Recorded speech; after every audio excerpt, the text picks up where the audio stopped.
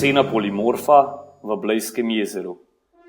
Leta 2010 smo potapljači Društva za podvodne dejavnosti Bled prvič opazili nekaj primerkov nam to tedaj nepoznane vrste školjke v Blejskem jezeru. Z zavzetimi vzorci smo potrdili domnevo, da gre za tujerodno vrsto školjke Dreysena polimorfa s slovenskim imenom zebrasta školjka ali trikotničarka.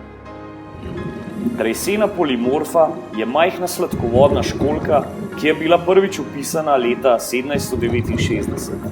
Izvira iz rek porečij Volge, Dnjepra in Urala. Ime zebrasta školjka je dobila po značilnem zebrastem vzorcu. Ena sama odrasla školjka na dan prefiltrira približno 4 litre vode. S tem sicer prispeva k prozornosti vode, saj se školjka prehranjuje z organskim drobirjem. To vpliva na populacijo planktona, s katerim se prehranjujejo druge živalske vrste, hkrati pa vpliva na rast fotosintetskih bakterij, ki so lahko zdravju škodljive. Trikotničarka spolno dozori približno 6 tednov po pritrditvi, doživi pa 4 do 5 let.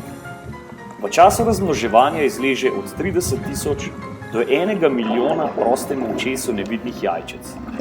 Od tega jih 2 do 5% doživi odraslost. Z drugimi besedami, v svojem življenju lahko ena sama zebrasta školjka zapusti za seboj na 10.000 školjk, kar naredi to vrsto za zelo uspešno invazivko. Zahvaljujoč se svoji naravni trdoživosti, so se kot slepe potnice pritrjene na razna plovila in skrivajoč se v balastnih vodah razširile po svetu. Te školjke po svetu povzročajo precej preglavic. V gospodarstvu delajo škodo predvsem na hidroelektrarnah, saj mašijo do vodne cevi turbin, preraščajo zapornice in regulacijo nivoja vode in podobno.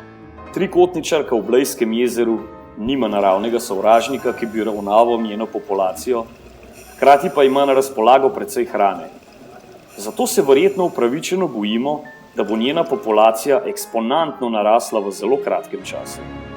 Tako se lahko zaradi pomanjkanja hrane prizadeti ostali vodni organizmi, kot so ribe in potočni škržek, naša avtohtona vrsta školjke, saj se trikotničarke naselijo tudi na njih in jim posledično preprečijo prehranjevanje. Kar nekaj raziskovalnih inštitucij po svetu išče ustrezne rešitve za odstranitev te invazivne vrste.